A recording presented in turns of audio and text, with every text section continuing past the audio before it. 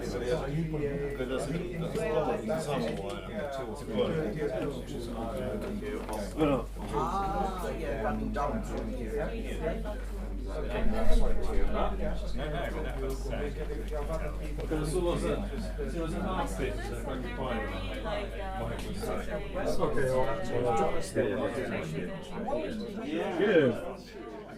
So good morning, everybody, and congratulations for everybody getting into the building, as we had a little bit of a security, extra security there, meaning no security, right? But good. So we started a little late, but that'll be okay. I think we are still fairly flexible on the schedule, and I'm very happy to welcome Ivette Fuentes from University of Southampton and Oxford, telling us about this unification, please. Thank you. Thanks very much. I was very excited when I got this invitation because a few years ago I rediscovered Bohm because I heard about Bohm when I was learning about quantum mechanics and more about hidden variables and that sort of thing. But I found some videos of him on YouTube talking about more like a holistic approach to physics. And I found the ideas mind blowing and fascinating. And I bought some of his books and so on. But well, then I'm super busy with what I'm doing at the moment. But when I got this invitation, I said, okay, maybe it's wonderful that I go and I hear more about it. Well, my approach is more like the usual approach from bottom up. That's how my research has developed. But I want to tell you a little bit about how I look into the unification of quantum theory and general relativity. I've been working on things in the interplay of quantum and relativity for many years, and as I see it, it's like I found some problems I found interesting, and I try to understand them. And I think this is starting to give me a little bit of a pieces of the puzzle or a vision. And well, my latest work is just more seriously my own approach to unifying gravity and quantum mechanics, but I'm not ready to speak about it yet. But I'll touch a little bit into it. So I'm interested, like many people, in so many interesting questions in fundamental physics that are very difficult to find answers. So, for example, what is the nature of dark matter? Is the dark energy driving the acceleration of the universe? What is the physics that dominates the universe at very early times? And underpinning our difficulties to find answers to these very interesting questions, well, it's the fact that quantum mechanics and general relativity are incompatible. So I'm sure all of you already know this, but just sort of setting the arena of my thoughts and my ideas. While in quantum theory we have that time is absolute, and space and time are very different notions, and they're treated also differently from a mathematical point of view, with the Schrödinger equation considering time as a parameter, and then positions can be quantized. We get effects such as superpositions, where a particle can, well, the wave function tells us that the state of a particle can be in two different places at the time, for example. And also famous superposition principle. Whereas in relativity, time and length are observer dependent, so they're relative. And actually, the most shocking thing that we learned from Einstein is that space and time belong together in a higher dimensional object that we call space-time. And then in general relativity, we have situations in which, let's say, we have a mass that produces a curved background, and then we look at different points in the space-time, and we'll find that clocks tick differently, so the flow of time is different at different points. So if you try to imagine these two things happening simultaneously, so you have on one hand an entanglement and a particle in like two different locations or superposition, you don't need to think about entanglement for that. But then time flows at different rates. Well, we don't have any theory or any equation that allows us to address that question. And if you think about it, it's quite a simple question because I'm just talking about one particle in two places with its time. It's not like a super sophisticated, but even in that simple situation, we do not have a theory that allows us to describe this consistently. So, in my opinion, one of the most interesting questions at the time is how do we describe theoretically, and well, then of course, test in experiments, a massive particle in two different locations, and also answering questions like what principles are fundamental. So I have like the privilege of being able to discuss physics with Roger Penrose often, and he likes to pose things in this way. And he asks, should we really be quantizing gravity, which means for him keeping the principles of quantum mechanics and then modifying general relativity to unify them? So he thinks that's the wrong approach. He says, I think maybe we should be gravitizing quantum physics. So that would be keeping the principles of GR and then modifying quantum theory. And he thinks that because anyway, quantum theory has the measurement problem. So he thinks already that shows that quantum mechanics needs to be modified. I actually think that both need to be modified. And in my new work, actually, that's what I'm finding is that one implies the other. So you can't actually do them separately. If you want to gravitize quantum physics, like Roger means, which means like the effects of gravity on superpositions, you end up quantizing gravity as well. Then there are other approaches, like the Jonathan's, who Oppenheimer, who's here, that he shows how to combine classical space-time with quantum physics, and he has an interesting approach in that direction. But well, my sort of main point is that I think it should be experiments that tell us how to unify the theories. There's many possibilities mathematically. We can write many models, many theories, and so on. But we need some sort of mechanism that help us choose which are the right ones, and those are experiments. So I found this picture on the internet and I liked it very much. It made me romanticize a little bit and imagine people sitting around a fireplace and looking at the stars and trying to make sense of where are we? What's this? What's this universe that we're or this place where we're sitting in? And the only instruments at one point that was our eyes. And then by looking at these like little points in the sky, how can we think about cosmology or what is the universe? It's so super difficult. So then it was Galileo who took the telescope, already existed, but he took it and he came up with the idea, or at least that's what we know, of pointing it out on the sky and starting to try to answer questions using this instrument. And then since then, telescopes have developed hugely, and now we have amazing instruments that allows us to see really far away into the universe. I just saw some pictures of galaxies with jets that actually come back. When I was a student 20 years ago, I saw the pictures of the jets that were like straight, and now you can see with the new images, they actually go out and make up parsecs, like amazing stuff. But then with these instruments, we're able to make much better theories and find out that the universe is expanding and so on, and pick our theories and compare them to the observations. And that's how we found, kind of our theories and our observations don't match up. So there must be something like dark matter and so on. So this interplay between the theory and the experiment, I think is super important. Also, now if you think about using also a similar instrument, but now to look into the very small, the same thing happens. The Greek came up with the idea of the atom, but it's until you can actually build an instrument to look at the atoms, you can start to do much more advanced atomic physics, for example. When it comes to the scales where quantum mechanics and general relativity interplay, we're kind of blind. At least here, humans had their own instruments that were the eyes.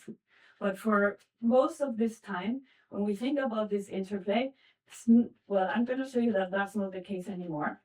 But let's say up to very recently, it was complete blindness, no way to test the theories and so on.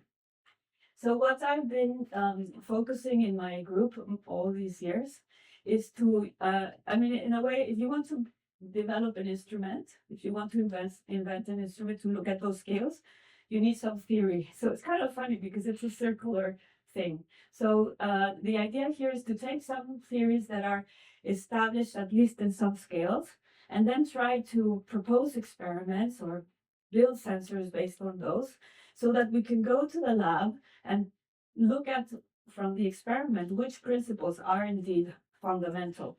So this is an approach that I've been taking for many years, and I'm going to tell you a little bit of the sort of things I've done. But the good news is that quantum technologies have developed so fast and so much that they're basically, in terms of long range and sensitivity, they already reached scales where relativity kicks in. So I want to tell you a little bit about this experiment. And large maps, which is a question I'm more interested in, is still in process. Yes. Sorry, did you mean general relativity kicks in? Yes. Cool. Yes. I'm going to talk a little bit about how. That's Yeah. So, well, let me first talk about satellites. So, you have a lot of interest in taking quantum technologies to space. One of the main motivations is quantum cryptography. You want to have like a global network for communications that are secure all around the Earth. And we know that quantum cryptography allows you to do very secure communication. So there's been a big interest in that. So there's huge efforts. There's even a satellite between the Chinese group and another group in Vienna, led by Anton Salinger, that started to do like purely, quantum technologies, purpose satellite experiments and so on. And this is also amazing because when I was a student, a PhD student, I actually studied in Imperial College, so a little bit like your neighbor, with Peter Knight. The experiments were on a tabletop, distributed entanglement with photons. And when I learned about quantum mechanics, everybody would say, well, quantum mechanics only applies to small systems and short scales. And then from then, they moved in 2011 to the Canary Islands, distributed entanglement across 144 kilometers. And now they're able to distribute entanglement between photons across thousands of kilometers. Now, at those scales, relativity kicks in. Actually, we know that from our GPS. The proper time in the Earth is different to the proper time in a satellite. So in order for us to get the precisions that we have on our GPS on our phone, we already need to make corrections for general relativity. So that's a really well-known thing. But most of these approaches that describe quantum cryptography or quantum teleportation use non-relativistic quantum mechanics. So you're already operating at scales where relativity kicks in, and you have to like do something about your theory, like update your theory so you don't get mistakes and so on. So one of the approaches that people do is just look at the gravitational redshift. So that is, they are aware of that, the people working with quantum technologies in space, and they correct for that in the same way as GPS does. But that is an effect of special relativity. So what about the effects of general relativity? So that's what I focus on for some years, and I have like a series of papers in which we look at things like, well, this was the first approach using Bose-Einstein condensates, and we ask the question, if we entangle two Bose-Einstein condensates in a satellite, and then what the satellite moves and takes different trajectories, what happens to entanglement? So we started out kind of in that way. And then I started to focus more on more realistic experiments, because nobody's doing an experiment like that yet. So, and more like realistic experiments taking place. So what, one common thing to do is to construct a wave packet here on Earth and send it to a satellite. And then, like I said, people knew about time dilate, the gravitational redshift. But what we did is that we treated the space-time of the Earth using the Schwarzschild metric. So we use techniques of quantum field theory, curved space-time, and we describe what happened to it. And we found that not only it gets redshifted, but it gets deformed because of the curvature of the space-time. So a real general relativistic effect. And then we applied that and we said, well, let's show the experimentalists. So Thomas Genevine, for example, is one of the experimentalists working in space. And we showed them that actually this has effects in quantum teleportation and quantum cryptography and things like that. No? So finally one night I was in Vienna, and then suddenly the whole group of the German group working in Germany in space experiments, they all arrived to Vienna from one day to another. They called me, we have to come and see you. I said, okay. And the whole group arrived because they saw something that they didn't understand and they wanted to answer some questions using these techniques. So they are relevant and important. Then I turned the thing around and I said, well, if the wave packets get deformed, can we use this deformation to read space-time parameters? So we came up with using quantum metrology, which is another thing I work with. And we showed that looking at the propagation of wave packets in space, you can turn things around and estimate space-time parameters using that. So this has been like a whole bunch of papers that we have slowly kind of looked into. So that is what concerns what I wanted to say today about the long-range quantum technologies and how those are approaching relativistic effects. But then these approaches with the space-time of the Earth have a limited amount of fun. And the reason for that is because the space-time is static, and the only effect that you get really is sort of mode mixing, so excitations from some modes of your system kind of are being splitted or transferred into others, but there's no particle creation or other more exciting effects that are predicted by quantum field theory in curved space-time. But well, still, there are some effects at the interface, but like I said, limited to some extent. So now I want to jump to the second example of technologies I wanted to talk about. And now I'm going to precision. So you remember there was first long range, then precision, and then mass. So when it comes to precision, that's what you were asking me, no? Is what happens there with looking at general relativistic effects. So I started to work on that also quite a few years ago. And I was telling my colleagues that work in general relativity that I wanted to use quantum technologies to measure curvature. And they laughed at me and they said, well, at small scales, practically like this, space-time is flat. We all know that. I said, yeah, but what you guys don't know is how precise these clocks are, right? So the precisions are incredible, and actually, Wineland, the physicist that got the Nobel Prize in NIST for being able to trap single atoms, had an atomic clock. And then, so an atomic clock is a bunch of atoms trapped in a potential interacting with a laser. And he then raised the clock 33 centimeters, and he demonstrated time dilation. So basically, you're seeing the curvature of space-time at scales of no, but wait a minute, that was many years ago, right? So the clocks have increased their precision. Actually, I talk to people at the British equivalent of NIST, which is at MPL. And that's where the clocks here in Britain are. And I was telling people there, well, like clocks are getting more and more precise. And at some point, you're going to have problems because the proper time inside the clock is going to be different. And no, that's really far away. Well, a few months later, some papers came out. So I think, this is a little bit like conspiracy theories that, like a conspiracy theory comes out and then 6 months later is true. So this was a little bit like this. No, I was telling people at NPL, no, seriously, I think at some point you will have problems. And a few months later, these papers came out. So there was a paper coming out saying that, okay, now we see time dilation within 1 centimeter, and then another one at the millimeter scale. So the sample actually measures 1 millimeter. So if the atoms are not interacting, then the system is so precise that in principle it should be able to notice that the proper time of the atoms in the bottom of the sample have a different proper time to the ones on the top. So again, if the atoms are not interacting, this is not a problem because theoretically, mathematically, you can find a correction in the same way that we do it with GPS, and you can just take that into account and correct for it.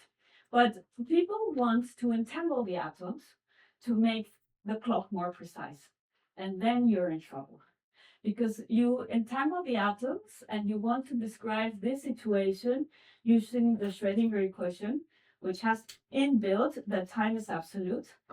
So people do things that are like, okay, we don't worry about it. We just take the proper time in the middle and just work it. And I mean, it's if you have something that precise, this is formally not correct approach. It's not the right thing to do. But I also think that it's kind of missing out on the opportunity to turn things around. Now you have an experiment in which you have the interplay of quantum mechanics and general relativity. So let's use the system to test our theories. So that's what I've been also working on when it comes to clocks. Now, something interesting is that when you put atoms, or well, maybe it's already something one could guess is much more difficult than using photons. So my first approaches have been using photons, and that's what I'm going to talk about. I have a PhD student working on the problem I just showed you, but we're just getting started and no results yet. But I have been working with the equivalent with light, and that's what I want to tell you a little bit more now. So I think my interest with this came from looking at how, in general relativity, people in the field talk about clocks. And I found it kind of interesting that they always talk about, okay, a clock is a point-like system that follows a world line. And they're thinking, yeah, but I mean, a clock is never a point-like system. So what happens if you put like a real physical clock?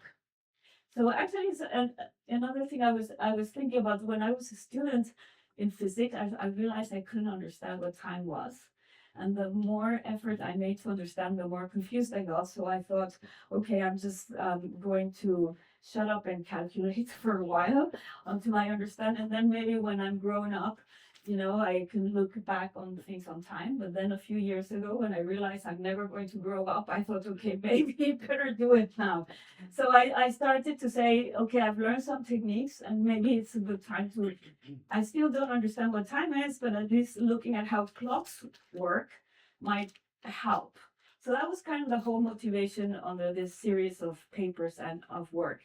So what I thought about doing is I said, okay, I want to put a physical system that has an extension, but I want to put a quantum system there. And again, putting the atomic clock with all those atoms in the potential is very difficult. So I said, let's start with something I can handle, and that's easy. So, well, easy, no? So what I did is that I thought about a clock model by putting two mirrors and a quantum field inside, and then asking questions of how the curvature of space-time, how motion, how gravity affect the ticking of the clock. So this is a bit like Einstein used to use this idea of the photon bouncing back to mirrors in his thought experiments that he used for developing relativity. And what we're doing is that we're using a similar sort of clock model, only that we're quantizing the field inside and we're using more modern techniques like squeeze states and quantum metrology and so on to try to see what sort of effects occur. So, well, the first difficulty at doing that was being able to take like a general space time and then put boundary conditions and describe the motion of the boundary conditions in the space-time and study what happens to the field here. And the reason why that is the dynamical Casimir effect, and when I started to work on that, the approach was to take an equation, like the Klein-Gordon equation, for example, and impose boundary conditions. And then what you get is time-dependent boundary conditions. And people could only solve this problem for sinusoidal motion. And there's not much fun that not in terms of the questions I wanted to answer with that.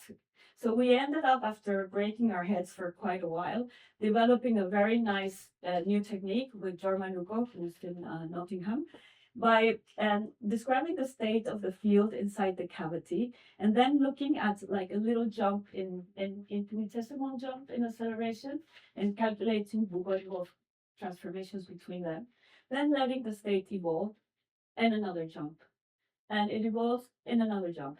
But then you can make the jumps smaller, smaller, smaller, and sort of integrate. And that worked. And that really opened up the possibility. So then we started to do a lot of things, and we started to study the dynamical Casimir effect in curved space-time. And then we put like what happens to the dynamical Casimir effect in a Schwarzschild metric, or more recently we have a paper on what happens with the Casimir effect if you have a chameleon field or any kind of crazy, funky new metric that you want to use. We can have those things. So I'm really proud of the work of one of my students, Ana Lucia Baez Camargo, who helped me generalize this idea, because there are also some big limitations and difficulties in studying quantum field theory in curved spacetime when it comes to describing spacetimes. So I said, well, maybe we can, generalize this idea and think of the following thing. You have the state of the field in a given like time slice, and then you think about an infinitesimal change, Bugariov transformation, and then let's generalize this, because maybe we develop a new technique that is useful for quantum field theory in curved spacetime. So we've been able to do this without spacetimes without boundary conditions. But then if you want to be more practical, you want to look at things inside a field, and then you put boundary conditions, but that we need some special boundary conditions, and that's how far we've generalized it. But it's a little bit, if you think about it, as integral calculus, but for quantum fields, because when you have like a curve and you can't calculate the area under it, well, you learned in high school that you can divide it in rectangles where you can calculate and then sum up. Well, it's very similar to that, but for quantum fields. And this, well, we're still having fun with it, because there are so many things one could now do with these new techniques. So the boundaries follow classical trajectories? Yes.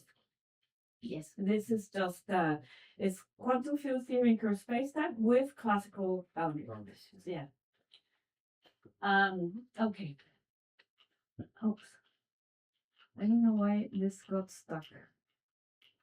Maybe Sugato has the rock effect. Zeno effect. Is it possible to do quantum field theory with quantum boundaries? I don't know. It's very difficult. But without the curved space-time part. If you I've assume seen people working on that. I've seen some. I don't remember the names, but I do know that there's people working on that. Before the quantum boundary? well, I mean, they would class. As It opposed seems- to a classical one. Yes, I mean, you guys were saying classical boundary. You clarified, Fim. It's a quantum with a classical boundary, and that made me think. Yeah. Yeah, Surely there is not. You can think about the boundary that is in a superposition. Well, the thing is Yes, you've got a setup like you're talking about. You're talking about a many-bodied system like the mirrors. They are classical objects, Mhm. and this is always going to be. I think we're always going to come up against problems where you go from one to the other. Yeah. And I applaud the fact that you are unashamedly gone. Well, we'll just do it. Why not? Let's see if we get the right answer. Yeah, And I think that's perfectly fine. yeah. So Yes. I wanted to ask, I'm not sure if I understood it correctly at all, but so in Casimir effect, don't you have like a slight sort of pressure or pushing of the plates because of the boundary conditions? So it, So are you now testing that in different heights and see how the gravitation affects on? well, that is the whole sort of problems we've been studying for many years and that we can study now with the techniques we developed. So you think about like a box, and if the space-time is flat, and you just like you need to think about what conditions on the boundary conditions you want to put. So let's imagine that you put like a rod, like a and you just get the boundary conditions in the reference frame of an observer moving at the center of the cavity fixed. And then if the space-time is curved and you're moving around, right, then it's like you will have a different vacuum at each point, and what that will translate to is the creation of particles inside your box. Does that answer your question, or I misunderstood you?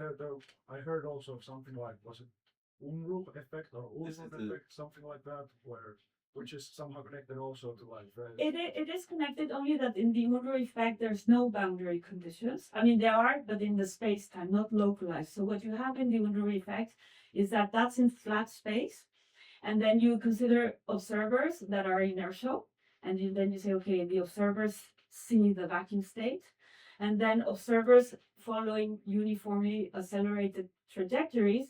Then you have to quantize the field in coordinates that are, let's say, more convenient for such observers, that are called Windler coordinates. And in those coordinates, you get like space-time has two disconnected regions. And this region is disconnected from that. So an observer moving in here would see the vacuum state, but would see a thermal state. And that's the famous Unruh effect. Now, but those are global states. And because I want to be more practical and closer to the experiments, and so on, these were effects that inspired me and that I actually learned very early on. And actually, I wrote the first paper that got me into this interplay that I wrote is called Alice Falls into a Black Hole. I like to have fun with physics a little bit. And it's about that. It's about the Unruh effect and what happens to entanglement from the perspective of different accelerated observers. So it's not straight connected here. This is not about. It is connected because they're all different effects of quantum field theory curved spacetime. The Unruh effect is flat, and the boundary conditions are, let's say, they're like space-time boundary conditions. When you're moving with uniform acceleration, you have a horizon that acts like a boundary condition. So they're all, let's say, the children effects of the same theory. But in one case you have flat, and the other case you have curve. And basically what you get are Bogoliubov transformations that also show up in quantum optics. And the main effects are mode mixing, so excitations in some frequencies jump into others, and particle creation. So they are connected. We can talk more about it later on, but they are connected somehow. But what I wanted to do was I want to go to the experiment. So I wanted to be more practical. And I said, I cannot discuss global modes because how do I talk about measurements if my states are global? So then that's why I started to work inside cavities, because then I can talk about measurements inside a cavity. So that's like the motivation. Before you move on, could I just ask one question? Yes. Is it possible in your method, is it possible that you could make the Casimir effect instead of just attraction? Could you make it possible in principle? So I mean, because what we look at is like, just give me any boundary condition that you want, not any, but Yeah. that would be the idea. And I tell you what happens to the field. And usually what you get is because, from here to there, the vacuum is different. Oh yeah, that's why I'm asking. Then you get, Going to be different. Normally it's different so that you end up with an attraction, yes. right? Yeah, I'm no, wondering whether, in fact, in principle, in your method, whether it's possible to somehow arrange it such that you can push them apart. yes. You can do both with the You method. can do both. Yes. With the And that method. would be interesting, because that would be much easier, I think, in principle, to observe. Because one of the troubles one of the problems of observing Casimir effect of attraction is that the plates have to be so close together. Yes. The last one I read was Labyrinth, but I mean, there may be others since then. But that's the But static. they're really sort of, Yeah. sorry, go on. But that's the static That's Casimir quite effect. correct, yeah. But in the dynamical one, even the beginnings of the problem that Casimir addressed already did that. So they're coming So close. what kind of distances do you think you can achieve to observe this in a dynamical one? Can you achieve large, like millimeter size or something like that? I mean, I'm just asking. So that was a big thing, was demonstrating the dynamical Casimir effect. Was also like the effects are really, really small. And let's say it's been controversial, the claim that it's been demonstrated in the lab. Who did that is Pearl Delsing in Chalmers University using superconducting circuits. And it's, I mean, I think he did demonstrate it because the controversy for me is a little funny. He didn't use mirrors because you cannot move mirrors that fast. He used squids that produce boundary conditions using fields. And then he moved those by changing the flux through the squid. And he saw particle creation, which, okay, some people call it an analog. Yeah. Okay. Thank you. Yes, thanks. Okay, so we built our clock model and we built our conditions, our techniques to discuss the clock under different circumstances, and then we've been having a little bit more fun with that, and we studied things like, okay, so general relativity predicts that a point-like system would measure proper time along this world line. Now I put my relativistic quantum clock, let's say, and I let it move along that. And I asked, well, what is the discrepancy between the classical, like the mathematical prediction of the, no, and what really like the clock would measure? So we put, for example, a squeeze, we pick one mode of the cavity and we put it in a squeeze state. And then we apply quantum metrology and we let it move around. And then we find that, for example, this particle creation that you get would affect time dilation and would make the clock tick slower and things like that. So we found different things, and then we proposed an experiment to demonstrate the twin paradox with the experimentalist. So this is Pearl Delsing, the one who demonstrated the Casimir effect. So we wrote a few papers together, but you can see this was already quite a long time ago. And the most recent work in clocks was now we thought about how trying to address this question. I first thought, well, let me first do it with photons because it's easier. So now you have a cavity which is vertical and the other one horizontal. So that like this cavity here is not going to have any effects due to the Earth would be here, no, not from the Earth. But this cavity would, because the proper time is different at every sort of slice. And what we did is that we studied the quantum field inside this cavity. The same way we chose one mode of the field, and we saw how a squeeze state would evolve. So because it has a fixed frequency, that gives me like the ticks of my clock. And then by comparing the horizontal to the vertical, you can say, okay, if the space-time was flat, then these should tick exactly the same. And if I see this one ticking slower, it's showing me what time dilation is. So we propose to use a clock like this, which both has quantum features, because the states are squeezed and so on, and has relativistic features too. And now I want to address this one, but this one is much more difficult, and don't have much to say apart from some ideas. Now I'm going to jump to the last topic, which is the massive systems. So how massive can a system be such that we still see quantum superposition? So the record has been for a long time by the group of Markus Arndt in Vienna. So he has been able to take molecules that have around 2,000 atoms and put them in a superposition and demonstrate that they are in a superposition. The last time I spoke to him, that was in Okinawa, he said that apparently he's had one more order of magnitude. But I don't know if his paper is out yet, but that's quite exciting. Then also bringing a massive system into the quantum domain, think about having a silicia bead and cooling the state of motion such that you have it, let's say, the idea would be to bring it very close to the ground state of a harmonic oscillator, still not a superposition, but at least in the quantum domain. And the record there is by Markus Aspenmeier, who's also in Vienna. So actually I spent 3 years in Vienna because you have the space-based experiments with Anton Seiliger and Rupert Ursing, and then the math experiments with Arndt and Aspenmeier. So it's just an amazing place to be close to these amazing experimentalists. So he has the record, and he's been able to put close to the ground state a silicia bead or a bead with that has more or less 10 to the 8 atoms. And then there's a lot of work happening also here in the UK. I can think of Gavin Moore, and also obviously Sugato is very interested in these questions, using diamonds, mirrors, rod, all kinds of systems. And also in Southampton, my colleague Henrik Ulrich has done really interesting work at measuring gravity of these like sub-millimeter scales. There's nothing quantum yet, but it's really like measuring gravity at super small scales. So really going towards the quantum scales.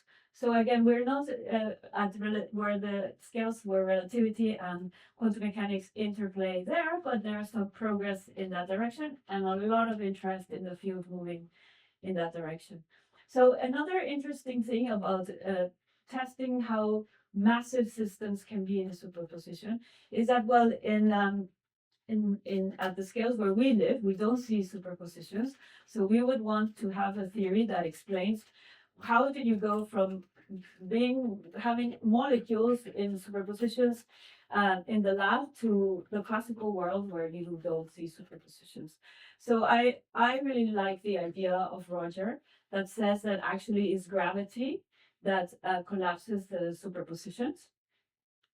And actually, well, the first person to propose that was actually not Roger, was Diossi. And 2 years later, then independently, Roger also came up with this idea, and they did it from different perspectives. Roger was looking at a conflict between the superposition principle and the equivalence principle.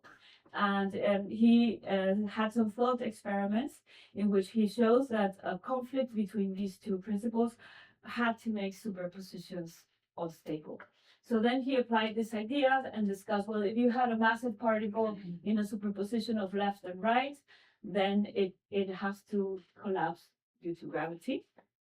And what he uses is this idea of the gravitational self energy of the difference. So by that, you can think about having a massive system, let's say a massive sphere, and then thinking about the energy that it would require to separate these, like if you had like two masses at a distance b, let's say.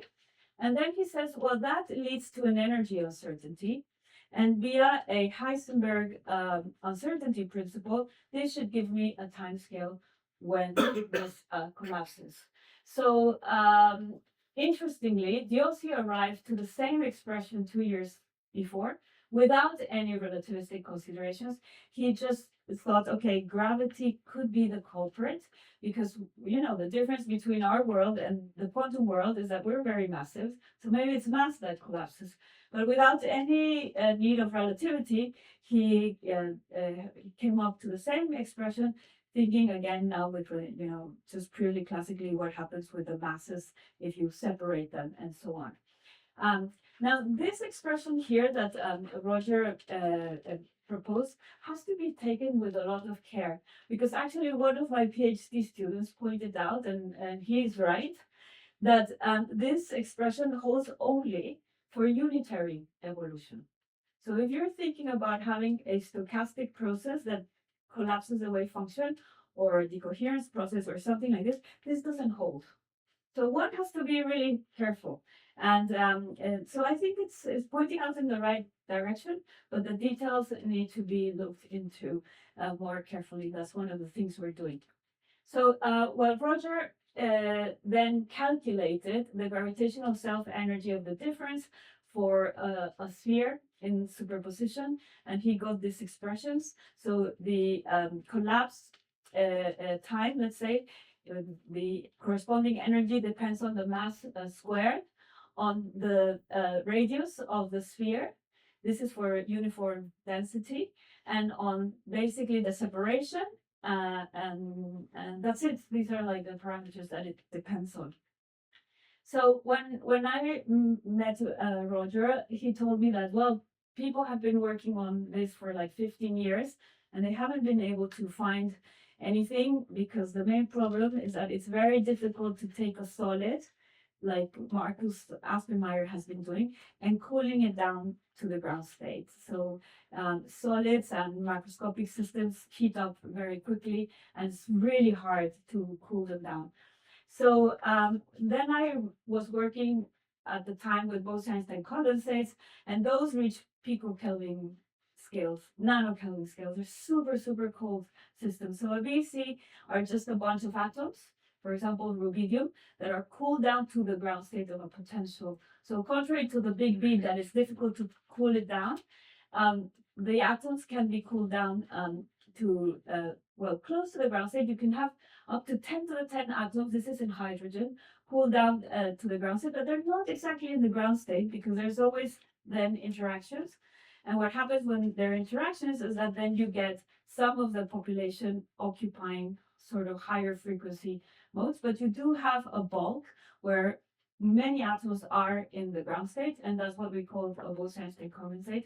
And in my opinion, is one of the most beautiful systems that we have in physics because it's just fascinating and they exhibit quantum behavior and so on. So I was just curious to see what happens if you now try to do study the questions I've been talking about with this system. So is it okay if I go a little? We started a bit late, but No, please do. I won't take too long. Okay, so this work, two things. One gave me the opportunity to publish with Roger Penrose, so that is of course a very nice thing to do, and to have the opportunity to learn from him and discuss and stuff like this. But it's not a very sort of what we're proposing there is quite out there. I mean, it's kind of not really very practical. However, sometimes you just have to get started with something and work on it, and then the good ideas come. So I think now we're developing some really nice new ideas, but they come inspired from this work that you would say, okay, there's some problems with it. So let me tell you the main problem is that, okay, yes, you can cool down this to picokelvin temperatures, and then you can prepare, you could try to prepare a superposition. But now the atoms are not bound together because it's not a solid, it's a fluid, and it's really easy for the atoms to escape. And the moment the atoms escape, the system collapses. So it's collapsing due to environmental effects, if you want to call them that, not because of gravity. So then it's very difficult to see it there. But this started to produce the new ideas, But anyway, in that paper with one of my postdocs, we studied different geometries because Roger had looked at the spheres, and we studied ellipsoids and pancakes and things like that. And we found that, for example, A and B type of geometries collapse the wave function before C and D and things like that. And the other thing we looked at is density. So Roger had given formulas for uniform density, but a BEC doesn't have uniform density. So we did it for densities typical from BEC experiments. And we also found that actually the densities have also important effects on the collapse. And this is, I mean, it makes a lot of sense because the collapse is gravitational. So the geometry of the system matters. And then we studied all these sources of noise that are particular to BECs, which is three-body recombination, two-body losses, thermal clouds, foreign energy, well, a lot of stuff we studied. And from there, we got this scale. So if you have a system, and this is not just for BECs, this is quite general. If you have a system with 4 times 10 to the 9 atoms, and you want to see gravitational induced collapse, this would take approximately 2 seconds. So this is really far away of reach, right? Because for one is, I think 1 second, 2 seconds here maybe is not too bad. 1 second is very long time. Usually experiments would be feasible around the millisecond scale. But okay, maybe that's not the biggest constraint. The biggest constraint is really the mass, because Marcus Arndt has maybe 20,000 atoms, but here we're talking about a difference between 20,000 and 10 to the 9. So that's how far experiments are, okay? And then here's where the good ideas start to occur. Not yet, but let me tell you one more thing. DLC didn't only propose that gravity might have been collapsing the wave function, and also said that the gravitational self-energy of the difference was the relevant quantity to look at, but he went a step further and he gave a stochastic a model, which is known as the DLC Penrose model. And Roger always insists that he he didn't, it's not his model, but Josie was kind enough to give him some credit for that. But the problem with the model is that it doesn't conserve energy. So from a theoretical point of view, there are big concerns, or one should have big concerns with that. But the model predicts that the mass, like a big mass, should be radiating. So if you have like a very tiny superposition, so big mass but very tiny superposition, this predicts that there should be some spurious radiation. And experiments have not seen this, although the experiments have been, exploring quite constrained mass scales. It hasn't been seen. So what happened was that in 2020, I was locked down like everybody else in COVID, and I saw this a paper coming out. And also Roger told me, like, in the newspaper in France or something like this, was a front cover saying like Angelo Bassi proved Nobel Prize winner wrong. And because the experiment doesn't see the radiation, no. So I recently got an email from Josie saying that he disagrees with it. So let's say that it's still like a controversial thing. We shouldn't rule out the Josie model yet. But this led me to say, well, can we do something different? I don't like this fact that it's like not energy conserving. As a theoretician, this is a big concern for me. Can I come up with a different idea? So I took some of the ideas of the work I have done with the BCs, and then this is me in the last 2 years trying to build a new model from scratch. It's a lot of fun. And it's, I don't know, maybe the best experience I have ever had, but it's it's taking longer than what I want. So this is just like a little preview. No, I actually was ready to give a talk recently, and I had to stop myself because I found a little problem that has taken me 6 months to fix. I think it's ready now, but I don't want to say, because every time I say there's another thing coming up. But I guess that's what happens when you're trying to build a new sort of theory from scratch. But well, one of the things we have is that then we have a model that has testable predictions with state-of-the-art technology. You get a reduction of quantum superpositions in a finite time, but it's energy conserving. And we also show how the energy uncertainty that we have in the model is related, let's say, to the Josie-Penrose.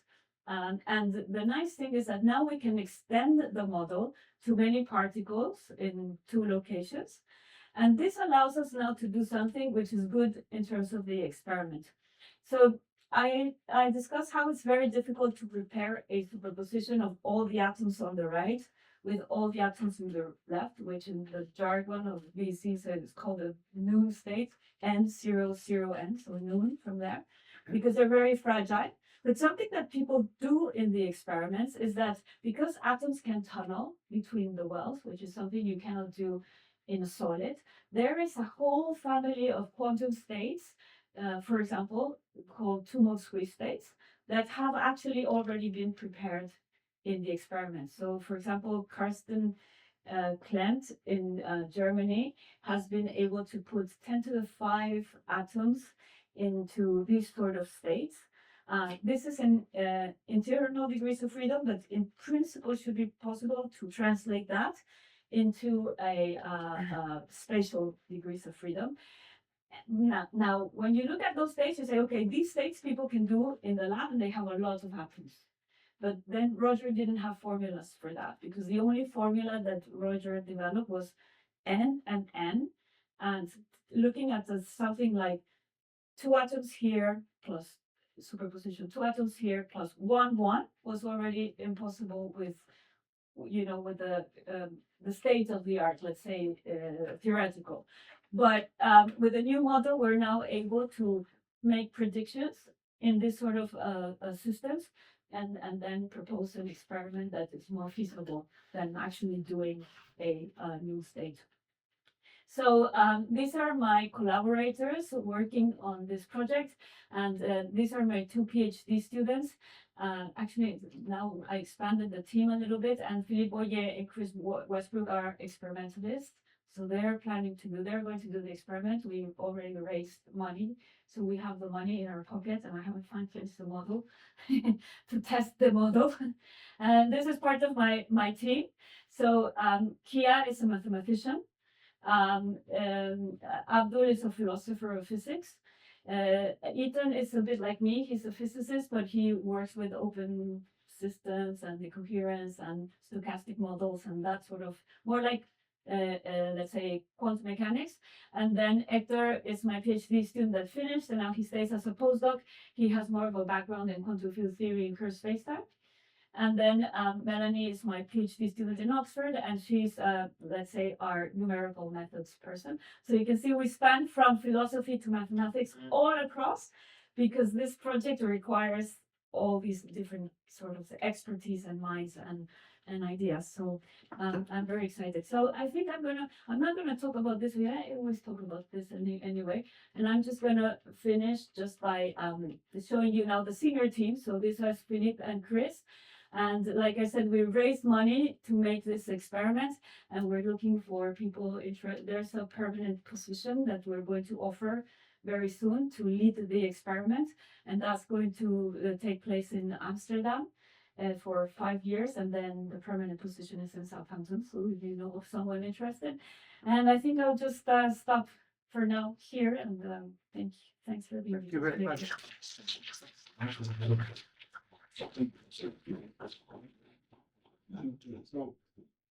So we started a bit late, so we could have some questions before moving on to our next one. So anybody?